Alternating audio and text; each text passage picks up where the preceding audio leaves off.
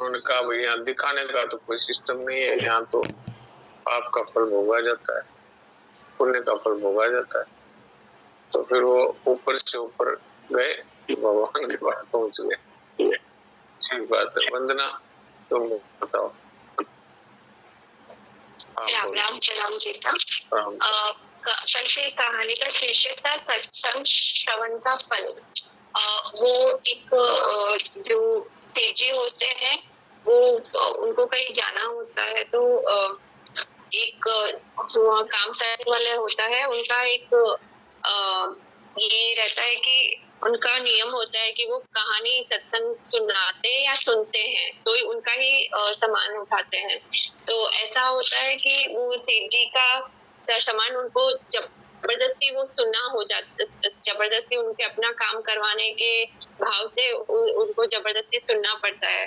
तो जो वो सामान उठाने वाले रहते हैं, वो उनको बोलते हैं कि अगर आप मेरी शर्त मानते हो तो ही मैं सामान उठाऊंगा। तो वो उनका ऐसे स्थिति में वो मान जाते हैं, पर उनका ध्यान बिल्कुल सत्संग में नहीं होता। तो वो अच्छा भजनानंदी होते हैं, तो उनको बोलते हैं कि आज के बाद आपकी मृत्यु हो जाएगी, तो आपको बहुत, तो वो डर जाते हैं कि मृत्यु हो जाएगी और काल उनको लपेटे में लेगा, तो उनको बहुत भजन वगैरह किया नहीं तो बहुत मुश्किल होगी आगे। तो वो उनका कहना मान लेते हैं कि ये बोलते हैं कि आप जब भी आपकी मृत्यु हो तो आप ये कहना कि मुझे जो पाप किया है उसको तो भुगता दीजिए, पर जो पुण्य सत्संग श्रवण का फल जो है वो मुझे नहीं चाहिए, उसका फल मुझे देखना है।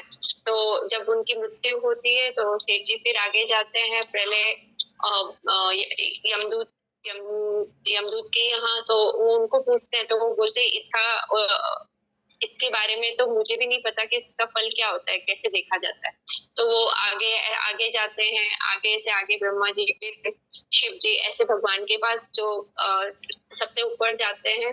तो फिर उनको पूछते हैं कि मुझे अभी तक उसका सत्संग का फल अभी मिला नहीं, कि क्या देखने को नहीं मिला। तो फिर भगवान हंस के बोलते हैं कि अभी और क्या फल चाहिए होगा, तुम साक्षात मेरे सामने खड़े हो।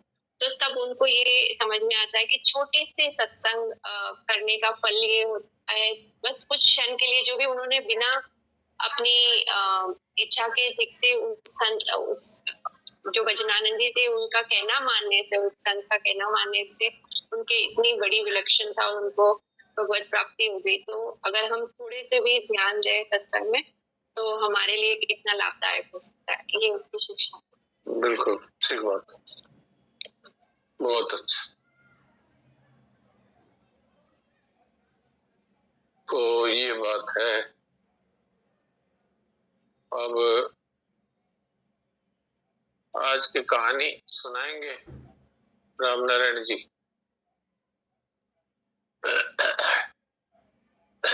और कोई सुनाना चाहे तो हाथ खड़ा कर सकता है, नहीं तो राम नारायण जी तो सुनाएंगे।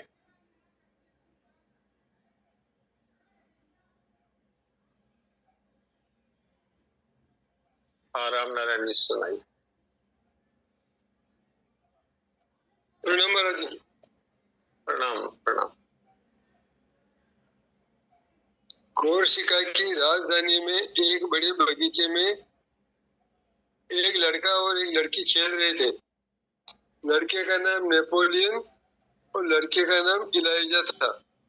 खेलते खेलते दोनों बगीचा पार करके बहुत दूर निकल गए। वहाँ इलाइजा की असावधानी से एक किसान की लड़की की पकी हुई जामुन की टोकरी गिर गई और जामुन के फल भी टूट गए। उस लड़के को रोते देख करके इलाइजा ने कहा, भाई चलो हम यहाँ से भाग जाएं, जिससे कोई जान नहीं पाएगा कि मैं किसने गिराई है। मैं नहीं जाऊंगा। देख ये लड़की कितना रो रही है, हमने जो नुकसान किया है वो इसको भर देना चाहिए, ये हमारा कर्तव्य है। ऐसा कहकर के नेपोलियन उस लड़के के पास गया। इलाइजा भी भाई का अभिप्राय समझ करके उस लड़के के जो फल गिरे थे उन्हें बीनने लगी। घर जाकर मैं माँ को क्या कहूंगी, सारे फल बिगड़ गए, इससे मुझे 3 दिनों की खुराक मिलती। इतना कहकर वो लड़की खूब रोने लगी। रो मत भाई। ऐसा कहकर नेपोलियन ने 3 छोटे चांदी के सिक्के उसके हाथ में दिए और फिर कहा कि मेरे घर चल, बाकी पैसे मैं तुझे और दूंगा। इलाइजा ने भाई के कान में कहा, भाई तुम ये क्या कर रहे हो?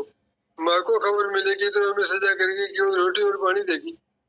भाई ने जवाब दिया, तो इससे क्या हुआ? हमने फल नष्ट किए हैं, उसके दाम तो देने पड़ेंगे। इतने में दासी के बुलाने पर भाई और बहन दौड़ गए। उनके पीछे अनजानी एक लड़की को आते देख करके दासी ने पूछा कि ये कौन है? लड़के ने जवाब दिया, हमने इसके कुछ जामुन के फल खराब किए थे, माँ उसकी कीमत देगी, ऐसा सोचकर मैं इसको साथ लाया हूँ। घर के दीवान खाने में नेपोलियन की माँ बैठी थी। नेपोलियन, इलाइजा, दासी और किसान की लड़की वहां पहुंची। लड़कों की और मुंह करके बोली, खेलने जाते वक्त तुमको ये मैंने कहा था ना, बगीचे के बाहर मत जाना। अब तो बस तुमको खेलने ही नहीं जाने दूंगी।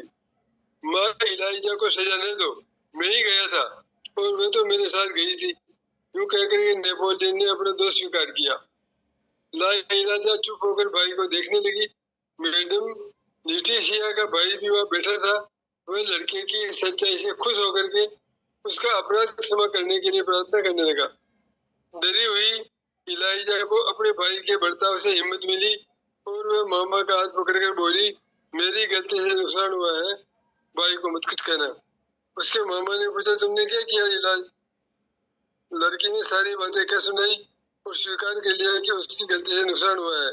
उसकी आंखों से आंसू बहने लगे, परंतु अपराध स्वीकार करने से उसकी माँ ने क्षमा कर दिया।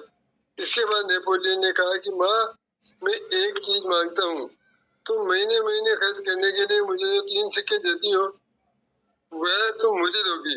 माँ ने तुरंत पुत्र की प्रार्थना स्वीकार करी और कहा कि अब 1.5 महीने तक तुझे कुछ भी नहीं मिलेगा।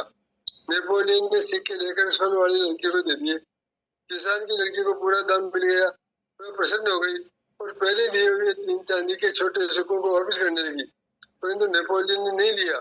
लड़के का ऐसा अच्छा व्यवहार देखकर मैडम बहुत प्रसन्न हुई और तेरी माँ कहाँ है, तुम कितने भाई बहन हो, तेरा घर कहाँ है आदि पूछने लगी। उसके बाद वे सब उसके घर गए और उसकी बीमार माँ के लिए उन्होंने दवा और खाने का प्रबंध कर दिया। वाह, देखिए सच्चाई का कितना बड़ा फल है। वो बचपन से ही सच्चा बोलते थे। ये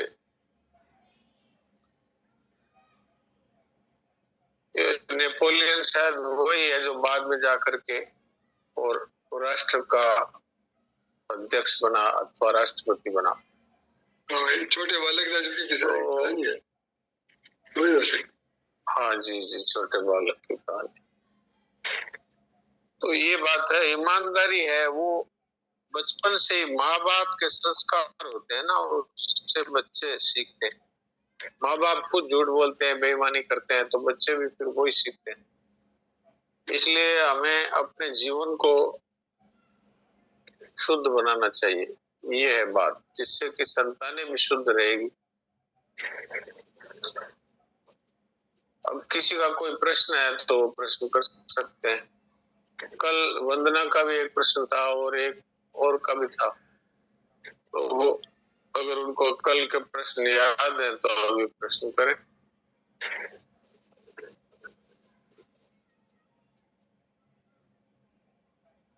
वंदना को मैं अनम्यूट करता हूँ।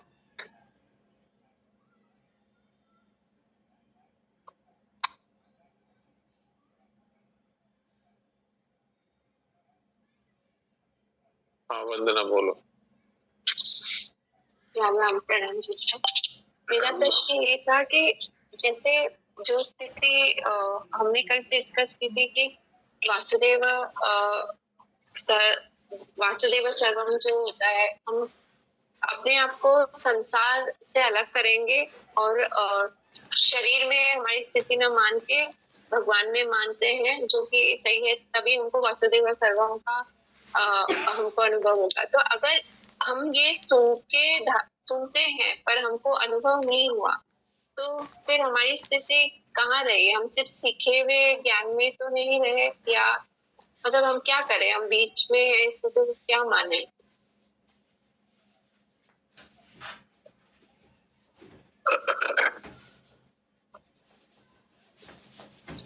देखिए, ये जो हमारे जन्म मरण है वो पूरा मान्यता से ही है। हम अपने आप को शरीर मानते हैं तो जन्मते मरते हैं।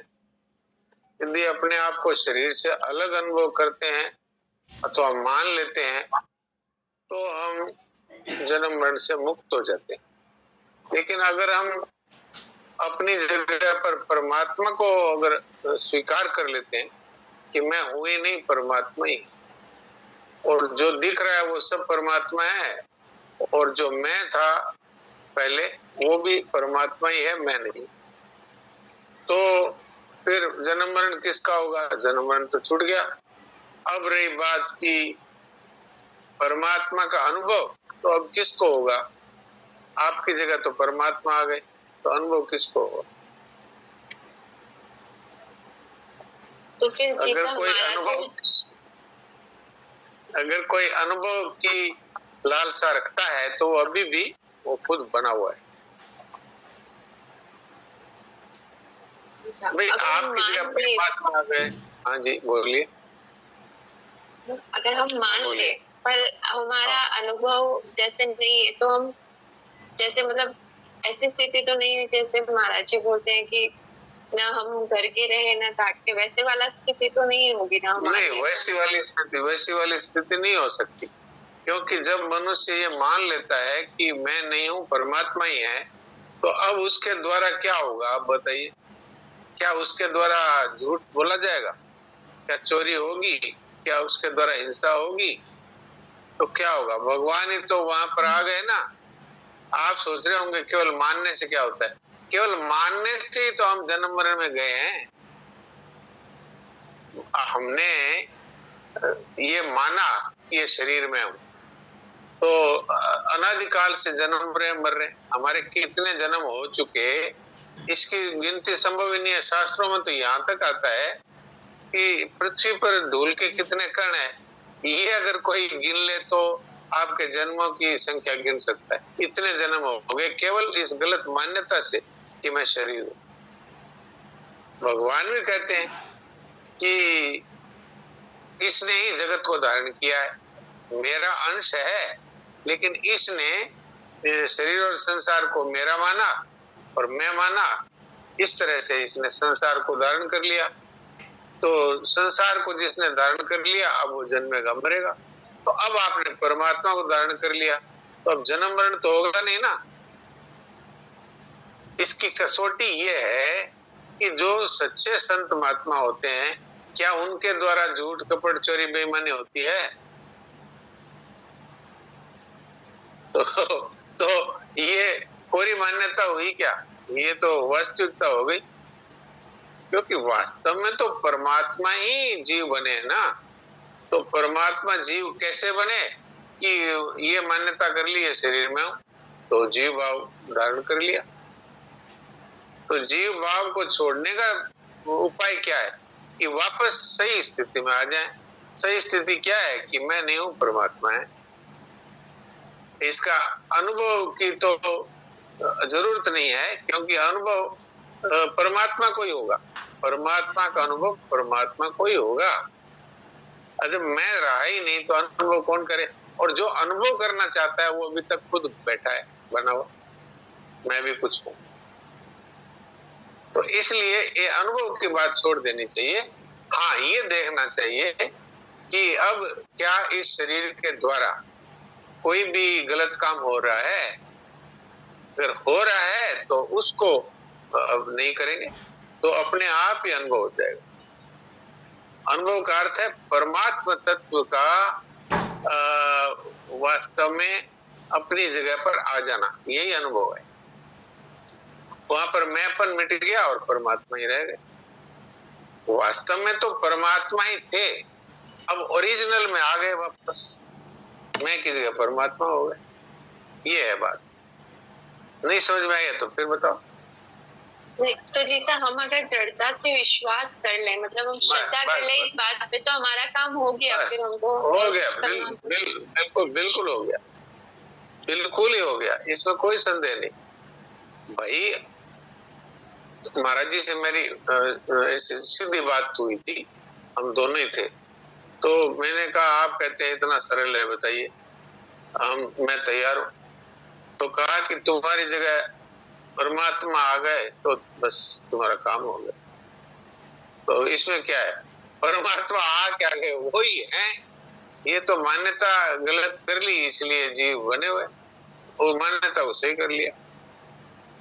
वास्तव में इतनी सरल बात है, कोई ये सोचता होगा कि परमात्मा की प्राप्ति तो बहुत कठिन है, जन्मों जन्मों तक तपस्याएं करते हैं, जन्मों जन्मों तक साधना करते हैं और कितना कितना प्रयत्न करते हैं तब परमात्मा मिलते हैं। सच्ची बात यह है कि जो सबसे जरूरी होता है वो सबसे सरलता से मिलता है। उदाहरण के लिए सबसे जरूरी क्या है, हवा, तो कोई मूल्य लगता है क्या? तो आप सोचिए, अरे हवा से भी ज्यादा जरूरी परमात्मा है, तो वो तो इनसे भी ज्यादा सरलता से प्राप्त होते हैं। जो हमारे लिए जितना ज्यादा आवश्यक होता है वो उतना ही इजीली मिलता है। आप देख लो, हवा सबसे ज्यादा जरूरी है, सबसे सरलता से मिलती है। पानी उससे कम जरूरी है तो थोड़ा उससे कठिनता से मिलता है। भोजन उससे कम जरूरी है तो वो थोड़ा और कठिनता से मिलता है। मकान उससे कम जरूरी है तो मिलता भी है, नहीं भी मिल सकता है। और कपड़ा उससे भी, ये समझो कि भोजन के बाद कपड़ा जरूरी है तो प्राय मिल ही जाता है, फिर भी उतना सरलता से नहीं मिलता, फटा पुराना जैसा भी मिल जाए। तो ये बात क्या है, जो जितना अधिक आवश्यक है वो उतनी सरलता से मिलता है और फ्री में मिलता है। आप देख लीजिए, तो भगवान है वो सबसे ज्यादा आवश्यक है हमारे लिए, तो वो बिल्कुल इससे भी ज्यादा सरलता से मिलेंगे और फ्री में मिलेंगे। आप देख लो, हीरा जवाहरात है वो सबसे कठिनता से मिलता है, क्यों? वो सबसे कम जरूरी है हमारे लिए। क्यों कहते हैं जरूरी नहीं है तो भी चलेगा? तो जो जरूरी नहीं है वो सबसे कठिनता से मिलता है, और जो सबसे ज्यादा जरूरी है वो सबसे सरलता से मिलता है। तो ये सिद्धांत है जी। बोलिए। जैसे अगर हम ये माने कि फिर तो हमारा काम तो हो गया, मतलब हम सबसे ज्यादा पूरे वर्ल्ड में लकी है जैसे, तो जो भी तकलीफ पा रहे हमको देख के ऐसे लगता है कि फिर इतनी सिंपल बात है तो हम क्यों नहीं समझ पा रहे हैं इसको, या कोई भी क्यों, या तो ये संतों के मिलन का प्रभाव है या क्या, इसको ऐसा समझो ये बात। तो बिनु सत्संग विवेक न हुई। अरे भाई, जब तक सत्संग नहीं मिलेगा, संत नहीं मिलेंगे, तब तक विवेक जागृत नहीं होता। और फिर ये बात है कि आपको कोई बहुत मूल्यवान बात बता रहा है, लेकिन आपको उसकी इच्छा ही नहीं है, तो आपके क्या काम आएगी बताइए? जैसे मान लीजिए कि कोई व्यक्ति किसी दूसरे आदमी को कोई व्यापार के बारे में बता रहा है कि भाई इस व्यापार में बहुत नफा है और देखो ये इस तरह से होता है, और एक दूसरा व्यक्ति है वो व्यापार में इंटरेस्टेड ही नहीं है, तो उसके वो क्या काम आएगा? लेकिन अगर कोई आदमी इंटरेस्टेड है तो तीसरा आदमी दूर से सुन करके भी एकदम पास आ जाएगा कि अरे ये बात मुझे सुननी है। तो इसमें भी वही सिद्धांत लागू हो रहा है कि बातें बहुत सरल है और परमात्मा का मिलना भी बहुत सरल है, पर कोई इस रास्ते जाना ही नहीं चाहे तो उसके लिए भले ही आप बोलते रहो उसको। आप देख लो, आप सत्संग की बात सुनाओ तो सही, 4 आदमियों में बहुत से लोग तो उठ के ही चले जाएंगे कि ये तो ऐसे ही टाइम बर्बाद कर रहे हैं। अगर रुचि नहीं हो, उस बात में इंटरेस्ट नहीं है, तो वो बात लगेगी नहीं, उसकी ग्राह्यता नहीं है उसकी। आप देख लो, भोगी मनुष्यों के सामने आप सत्संग की बात करो तो वो उठ के ही चल देंगे या दूसरी बात चला देंगे, क्योंकि उनको उस चीज की ग्राह्यता नहीं। ये है बात। तो अपन तो बहुत ही भाग्यशाली हैं कि एक तो ये मनुष्य शरीर मिला, और फिर उसके बाद में थोड़ी परमात्मा की तरफ चलने की इच्छा जागृत हो गई, और फिर संत मिल गए। तो ये सबसे दुर्लभ है। मनुष्यत्वम, मुमुक्षुत्वम, महापुरुष संश्रय, ये तीन महादुर्लभ है। पहले मनुष्य शरीर मिलना, फिर मुमुक्षा अर्थात मुक्ति की इच्छा और परमात्मा की तरफ चलने की इच्छा जागृत होना, और फिर संत महात्मा मिलना, ये अत्यंत दुर्लभ है। तो हम लोगों को ऐसा संयोग मिल गया।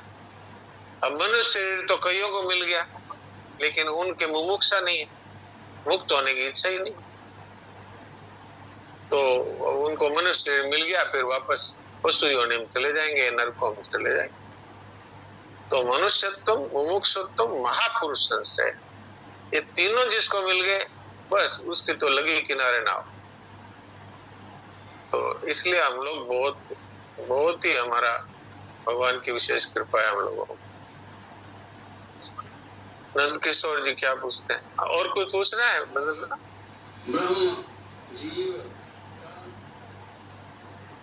और कुछ पूछना है? अच्छा, मैं करता हूँ तुमको अनम्यूट वापस, फिर नंद किशोर जी से बात करें।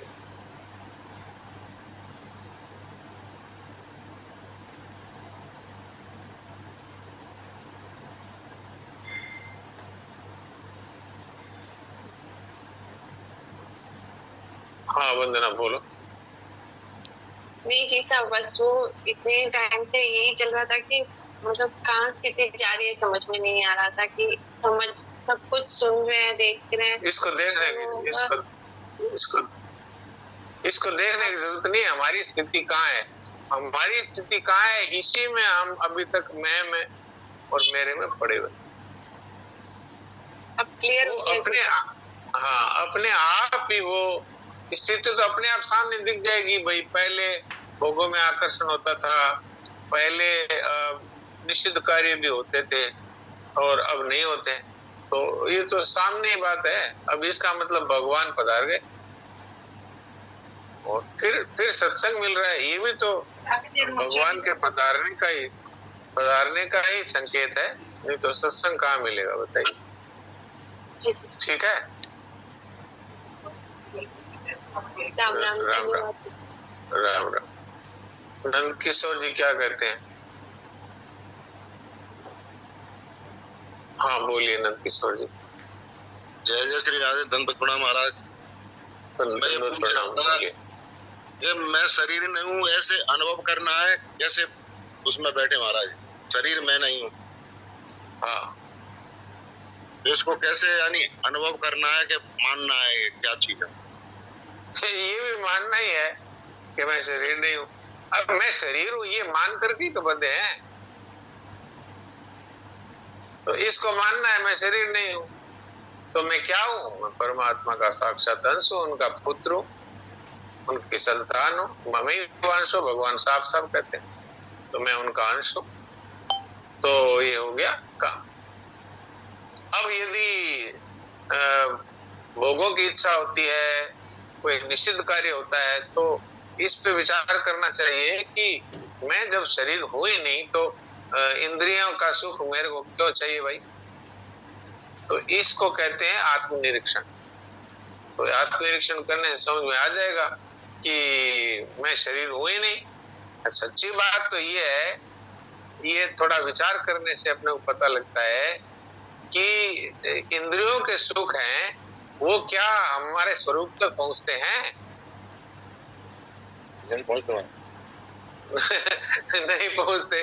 तो हम तो धोखे में ही रहे ना कि मैं स्वाद ले रहा हूं। तुम स्वाद कहाँ से ले रहे हो? तुम्हारे तक कोई पहुंचता नहीं, ये तो जीभ तक रहता है। और मानते हो कि मैं स्वाद ले रहा हूं, मैं स्पर्श का सुख ले रहा हूं, तो स्पर्श का सुख तो इंद्रियों तक रहा, तुम्हारे तक तो पहुंचा नहीं, क्योंकि वहां तक पहुंचता ही नहीं कुछ। तो अगर ये बात हमारे ठीक समझ में आ जाती है तो फिर ये मान्यता दृढ़ हो जाती है कि शरीर में नहीं। अच्छा, और आप देखिए कि शरीर को लोग जला देते हैं कि नहीं, तो क्या हम समाप्त हो जाते हैं? तो अगर शरीर होता तो हम समाप्त हो ही जाते, जल जाते। ये बातों को विवेक पूर्वक धारण करना है, इसको ज्ञान कहते हैं। ज्ञान मार्ग में क्या है, सारी जिम्मेवारी हमारी रहती है। विवेक को धारण करना ये हमारी जिम्मेवारी रहती है, और भक्ति मार्ग में भगवान की रहती है कि हे प्रभु मेरे से पार नहीं पड़ रही, आप ही मालिक हैं, आप ही, मैं तो आपके शरण चला गया। बस ये शरीर भी मेरा मानता था, ये आपके चरणों में समर्पित है, और मैं स्वयं भी आपके चरणों में समर्पित हूँ, और मेरे से संबंधित परिवार, धन, संपत्ति सब आपके चरणों में समर्पित। बस अब उसका काम भगवान ही करें। हाँ, शरणागत सबसे ही बढ़िया, इसलिए भगवान ने गीता के अंत में शरणागति की बात कही। अंत में तो ये नहीं कहा कि तू ज्ञानियों का मार्ग अपना ले, पहले कहा। तो अब समय हो गया आज का, इसलिए हम सभी लोग उन्हीं भगवान के श्री चरणों में समर्पित होकर के चिंतन रहित हो जाएं। जय श्री राधे, जय श्री राधे।